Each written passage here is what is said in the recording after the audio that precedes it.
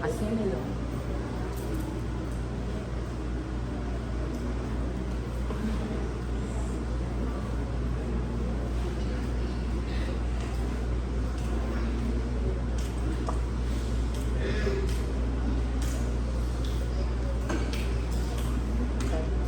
Cuidado com o filho.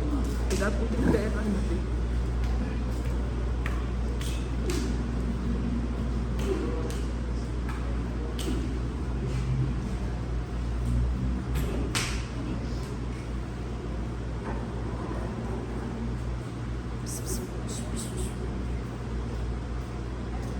Filho, pode andar direitinho, filho.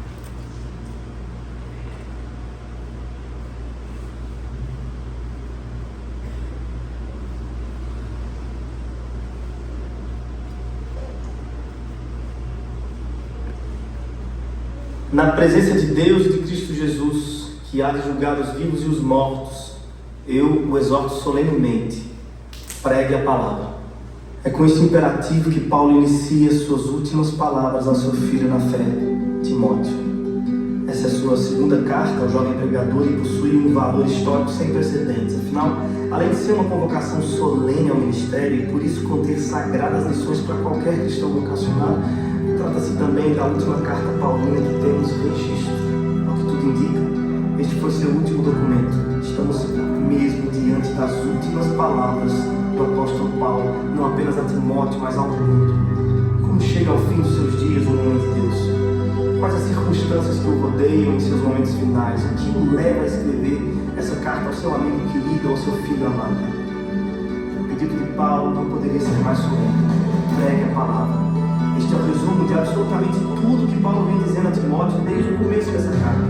Não é uma carta qualquer, é uma convocação última e urgente para que Timóteo se erga de suas limitações e de seus temores e assuma o lugar de seu tutor. Uma vez que Paulo está mesmo chegando ao fim de sua jornada ministerial, é a hora do jovem Timóteo se erguer com ainda maior compromisso e valentia. Paulo diz se lembrar das lágrimas sinceras de Timóteo e da fé não fingida que ele recebeu de bom grado e acolheu no peito por meio da fala de sua mãe e de sua avó Lloyd. Deus não nos deu espírito de covardia, mas de poder e amor e equilíbrio. Foi o que Paulo lembrou a Timóteo no primeiro capítulo dessa carta, enquanto fazia referência à santa vocação que Cristo nos fez. Evite conversas inúteis e profanas, enfatizou Paulo no segundo capítulo. Fuja dos desejos malignos da juventude. No capítulo 3, Paulo se recusa em esconder de seu discípulo a face escura do ministério e diz sem medo: todos os que desejam viver piedosamente em Cristo serão perseguidos. Tu, porém, permaneça nas coisas que aprendeu por meio das Escrituras. Pregue as Escrituras. Esse é um mandamento tão solene que as testemunhas convocadas diante das quais Paulo ordena a Timóteo que pregue são Deus e Cristo Jesus. Alguns já haviam questionado o ministério do jovem Timóteo, mas não era hora de se entristecer por isso. Pregue a palavra. Outros já o haviam ridicularizado por seguir um pobre coitado feito Paulo, sempre perseguido, mas não era hora de se envergonhar. Pregue a palavra. Alguns chegam a sugerir que a própria personalidade de Timóteo seria também uma barreira, possivelmente tímido, inseguro, mas não era hora de se mesclar, era hora de se expor e pregar a palavra em tempo ou fora de tempo. E é como se Deus segredasse a ouvida de Paulo sobre os dias que viriam, os dias de hoje. E aí Paulo vai dizer: Timóteo, vai chegar um tempo em que não suportarão a sã doutrina. A verdade causará coceira nos ouvidos. As pessoas vão atrás de pregações inofensivas, vão configurar pregadores que lhes afaguem o ego, que trocam infeliz a dura verdade pela suave mentira. Fábulas e mitos podem emocionar, mas são incapazes de nos salvar eternamente. E é por isso que Paulo insiste: Timóteo, eles podem, você não. Seja sóbrio, prega o verdadeiro evangelho e vem sofrer comigo, feito um soldado das trincheiras de uma guerra. O abandono em massa do evangelho e o fracasso coletivo de boa parte dos primeiros convertidos não eram as únicas razões pelas quais Timóteo deveria se posicionar em favor de Cristo, assumindo sua vocação. Outra razão, oferecida por Paulo, era sua morte iminente, ou como ele gostava de figurar, sua oferta de libação. Os rituais de sacrifício praticados no Velho Testamento incluíam essa tal oferta de libação, que seria o momento em que o altar sobre o qual os animais eram sacrificados seria lavado por algum líquido, geralmente vinho ou óleo. O aroma perfumado destes líquidos denunciava que já estava chegando no fim da cerimônia. Essa foi a figura usada por Paulo para descrever sua morte. Ele não desenha essa tela com cores densas, escuras, mas com o vivo vermelho de um vinho sendo aspergido. Não tem cheiro de medo ou luto. Sua morte tem cheiro de vida e festa. As rimas não são azedas e melancólicas, não. Sua morte rima com o doce do vinho. E este é precisamente o convite de Paulo a Timóteo. Vem sofrer comigo. Recebemos bom tesouro, tá guardado aqui. Nosso peito tem segredo, só se pode ver. Se olhar de perto e provar da alegria que é chorar. Sofrer comigo feito um soldado em Cristo se ancorar. Sei em quem eu creio, estou certo de que tem poder e é santa vocação que Ele nos deu. Acreditar no Evangelho e caminhar seguro até sozinho. Acreditar no Evangelho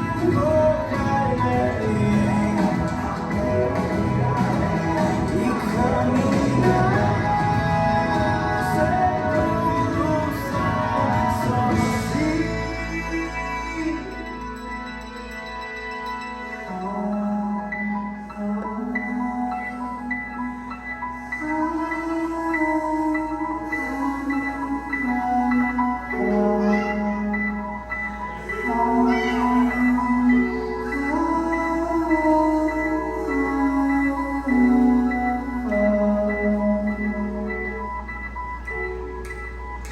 Vem olhar de perto e provar da alegria que é chorar.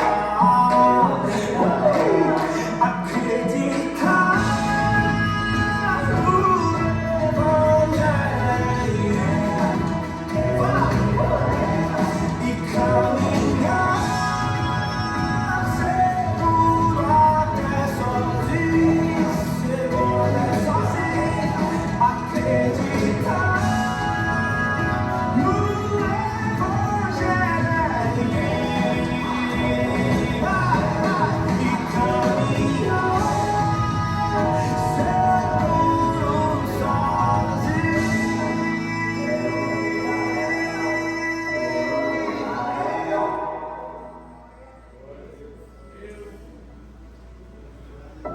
Vem depressa ao meu encontro, pois Demas, amando este mundo, abandonou-me. Crescente foi para Galácia, Tito para Damácia, só Lucas está comigo. Traga Marcos, ele me é útil. Traga uma capa e meus livros.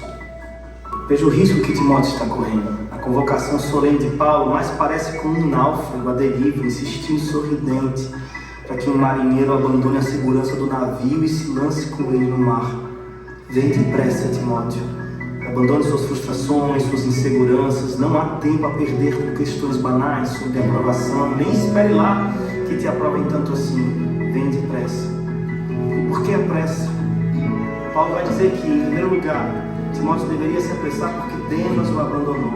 Amando o presente século, o abandonou. Esse é o mesmo Demas que foi citado na carta de Colossenses ao lado de Lucas, certamente um companheiro na jornada paulina. Depois ele foi citado novamente em Filemão como um cooperador de Paulo. E aqui ele encerra sua jornada recebendo o pior dos adjetivos para um cristão: fujão. Agora vejam, se Demas abandonou o Evangelho por amar aquele século primitivo, quais seriam as nossas chances? Como me certificar de que eu também não seja tomado como um desses que cooperam na causa nova do Evangelho, mas fogem na hora da morte? Feito aqueles que seguiam a Jesus, mas se recusaram em comer de sua carne e beber seu sangue. Como Timóteo permaneceu? Como eu poderia permanecer? Paulo lembra a Timóteo, ainda nessa carta, que seu sucesso não estaria garantido pela força de seu próprio braço, mas na graça, no favor imerecido de Cristo. Foi por essa graça que Pedro bradou uma das afirmações áureas da fé cristã. Como eu poderia fugir? Para onde mais eu iria? Só tu tens palavras de vida eterna.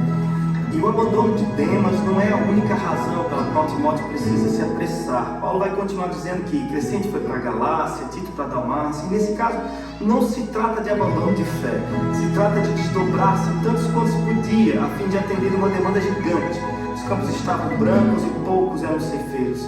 E os poucos que ali ainda se mantinham fiel ao Evangelho se desdobravam. E é por isso que Paulo diz: vem depressa, Timóteo. Eu sei que você está cuidando aí da igreja em Éfeso, mas sua presença aqui é muito necessária. Eu já enviei Tíquico para assumir seu lugar. Vem porque os campos estão brancos. Embora eu tenha crescido na igreja, nunca vi missionário nenhum dando testemunho de que seu campo de trabalho está cheio de mão de obra. É sempre o contrário que se vê, porque é assim que se faz a obra de Deus, em absoluta dependência, rogando ao Senhor da Seara que envie trabalhadores depressa. A obra de Deus sempre vai ser maior do que me julgo capaz de suportar. Veja Paulo, por exemplo. O grandioso Paulo era falho e por vezes inflexível. No começo de sua relação com Marcos, não teve paciência para suportar os milindres do jovem Marcos. Mas aqui, no final de sua jornada, como um de seus últimos desejos, pede a Timóteo: traga Marcos com você, ele me é útil. A obra de Deus é feita por gente falha como Paulo, mas que ao modelo de Paulo se deixam persuadir pela ação do Espírito Santo através do tempo. Algum Paulo já te machucou por aí? Perdoe, dê tempo ao tempo. Algum Marcos já lhe tirou do sério? Espere e vê bem se ele não termina sendo, no fim das contas, útil para você na jornada cristã. Toda essa solidão paulina fica ainda mais evidente na próxima frase: traga-me uma capa e não se esqueça dos meus livros. Paulo está só, sente frio, sente falta. E que eu preciso lhe perguntar seriamente: você quer esse evangelho?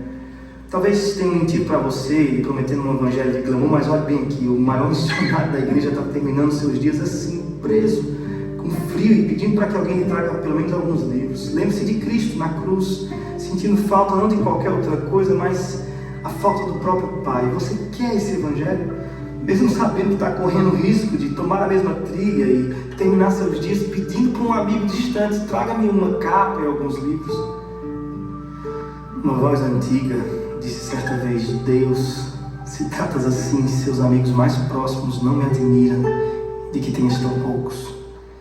Esse é Paulo, chegando ao fim de seus dias.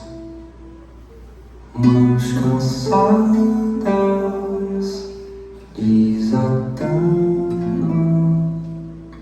nós que o prende aqui. Solta o barco, aguardando hora de partir. Mas a sua canção não carrega a dor de quem se vai. Mãos marcadas pelas lutas, te dá sem fugir, esvaziam todo barco de tudo de si, pois a sua canção não carrega a dor de quem se vai. Em seu coração guarda a fé que o fez encontrar paz.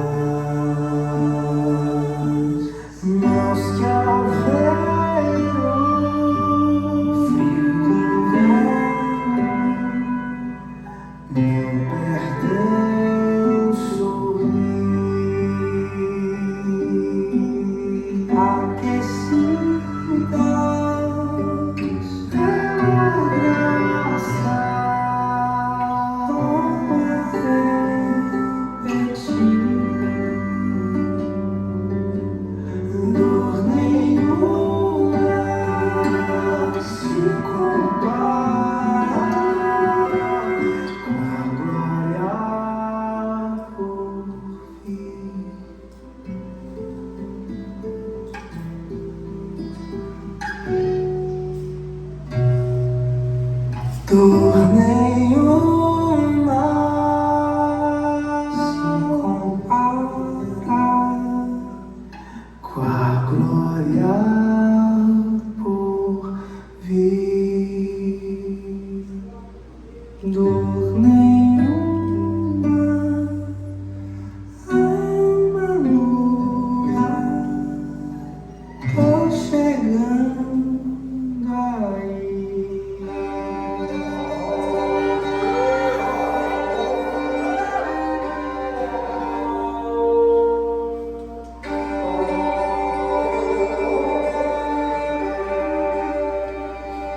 Alexandre o Ferreiro causou-me muitos males. O Senhor lhe dará a retribuição do que fez. Revira-se contra ele, porque se opôs fortemente às nossas palavras. Na minha primeira defesa, ninguém apareceu para me apoiar. Todos me abandonaram. Que isso não lhe seja cobrado. Quando a gente tem em mente que essa carta de Paulo ao seu amado Timóteo é, na verdade, uma solene convocação para a obra do ministério, essa sessão aqui, onde ele fala sobre a traição de Alexandre e o abandono que sofre durante sua primeira defesa, demonstra o nível de sinceridade de Paulo para com Timóteo. Não existe nenhuma intenção de maquiar a realidade do ministério. Timóteo não estava sendo enganado quanto aos terríveis perigos de se lançar na preciosa jornada que é a proclamação da verdade de Deus. Enquanto o velho Paulo prepara seu jovem sucessor para a realidade das dores do ministério, ele poderia dar vários conselhos. Quando o assunto era sofrimento e perdas, ninguém melhor para rechear a pauta de experiências pessoais do que Paulo. Ele podia falar sobre a dor das chicotadas, ou dos aprisionamentos nas argolas aí das masmorras. Ele podia falar para Timóteo sobre naufrágios, apedrejamentos. Tudo isso Paulo sofreu, tudo isso poderia sobrevir a Timóteo. Mas o que Paulo considera de singular importância, no fim das contas, é preparar Timóteo para a traição no campo. Timóteo, Alexandre, isso dói. Se até mesmo o nosso Cristo teve que passar pelo amargo amanhecer de um beijo amigo que o levou diretamente aos braços de seus perseguidores, estaria Paulo livre de sofrer o mesmo? Deveria Timóteo se enganar quanto à real possibilidade de provar também em sua face esse beijo? Ao que tudo indica, segundo alguns comentaristas, Alexandre teria sido alguém influente com quem Paulo poderia ter contado durante seu primeiro julgamento, mas ao invés de oferecer ajuda no caso de Paulo, Alexandre teria sido seu principal opositor durante a sessão de sua defesa. Como se não bastasse, lá está o velho Paulo, lançado feito um animal, amarrado dentro de sua presa. Se levanta com dificuldade para falar em sua defesa, mas quando olha ao seu redor, encontra os magistrados, seus perseguidores estão lá, tem até os curiosos, mas não acha sequer um rosto amigo. O velho Paulo está vivendo seus dias mais difíceis em absoluta solidão. Ele que tanto desejou partilhar os sofrimentos de Cristo se vê agora como ele em sua cruz, abandonado por seus amigos. Quem de nós suportaria essa pressão sem amaldiçoar a si mesmo, sem desacreditar a sua própria jornada? Valeu a pena, Paulo?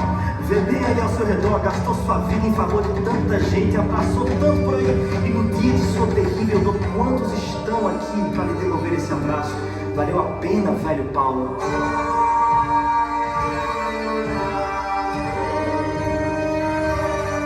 Minha pergunta volta para você. Você quer esse evangelho?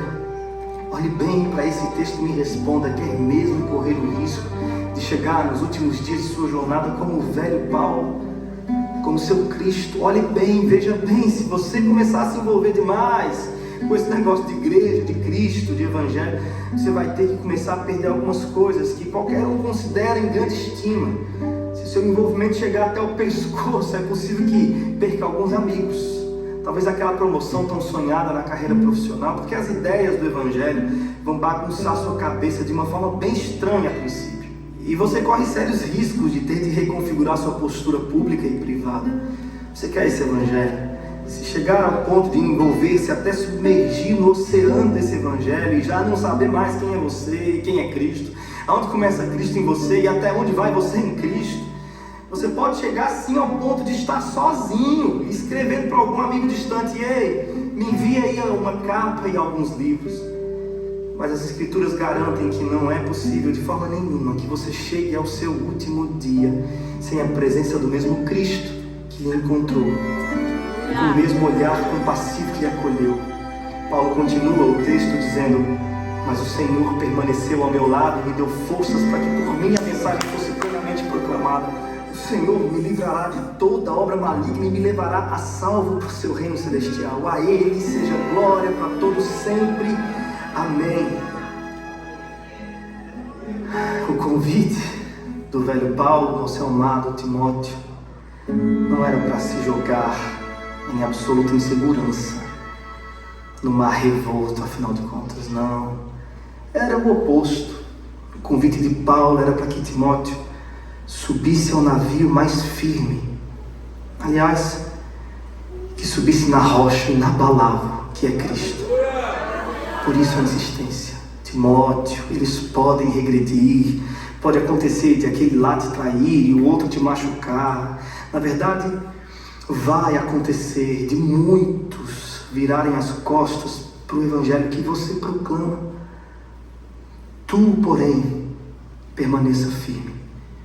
Timóteo, eles podem, você não.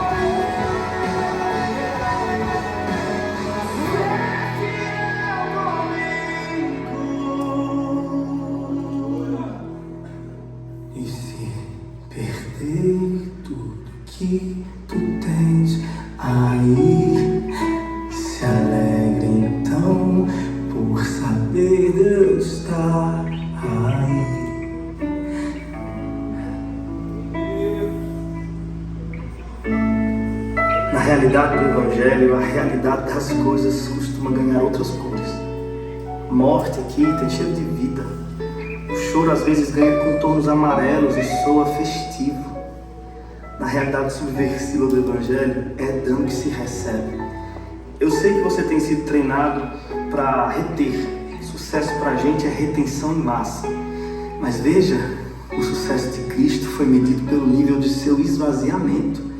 Enquanto Paulo está, aos olhos de todos ali no tribunal, sozinho, abandonado, sujo, doente, ele vive, na verdade, seus momentos de maior alegria.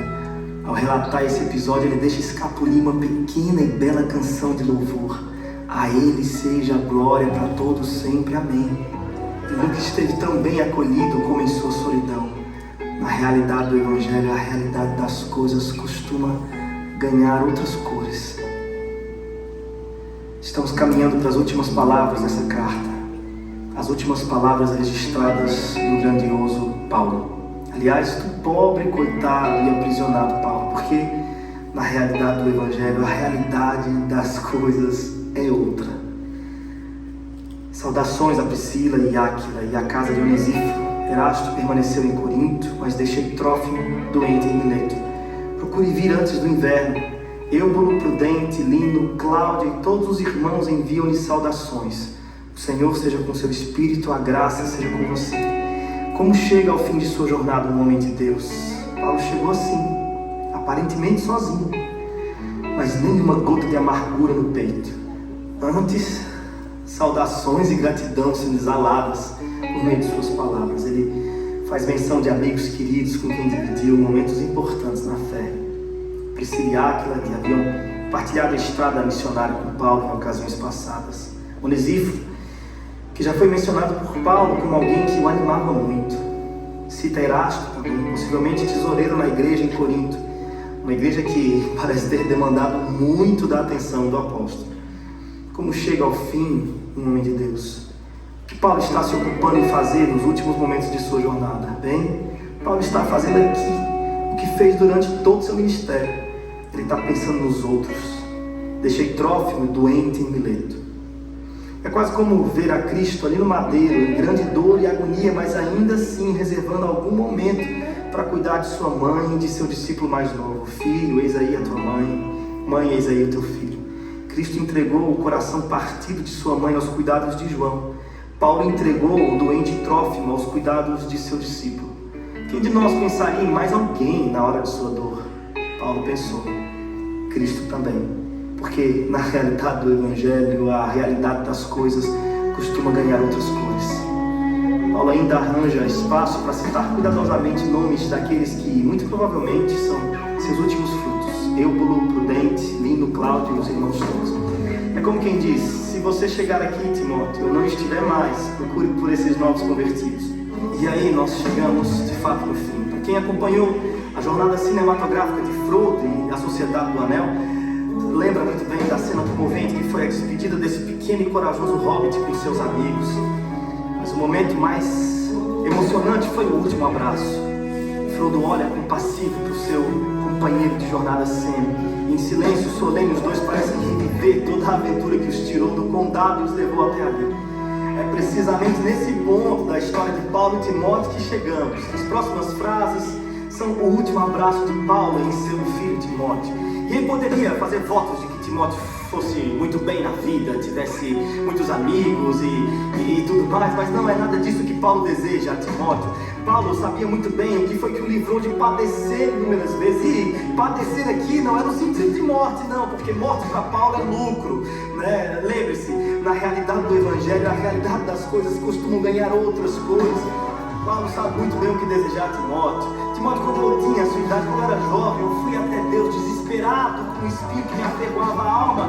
Mas Deus disse, Paulo, não se aveste não, a minha graça te basta, porque o meu poder se aperfeiçoa na sua fraqueza. E é isso, Timóteo, que eu desejo a você, um favor imerecido dos céus, que certamente me abrirá os portões celestiais.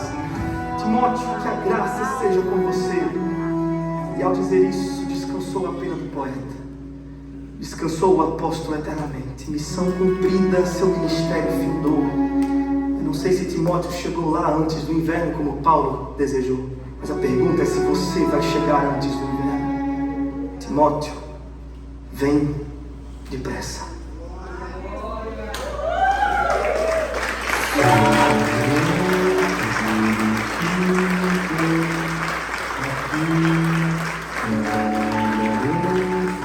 Eu sei que tenho aqui, me ponho ao chão pra agradecer o teu amor por mim, teu sangue sobre mim.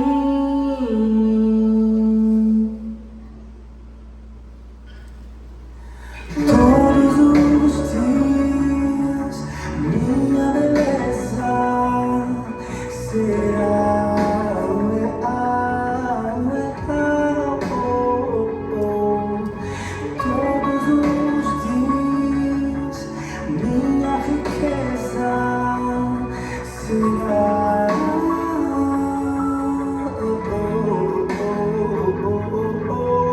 Todos os dias a minha glória será o Senhor, será o Senhor.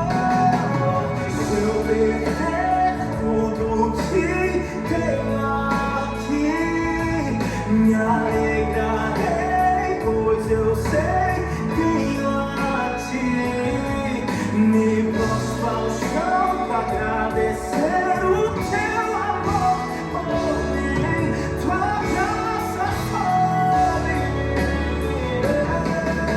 E se eu perder tudo que juntei aqui, me lembre só mais uma vez, tenho a ti, me prostro ao chão pra agradecer o teu amor.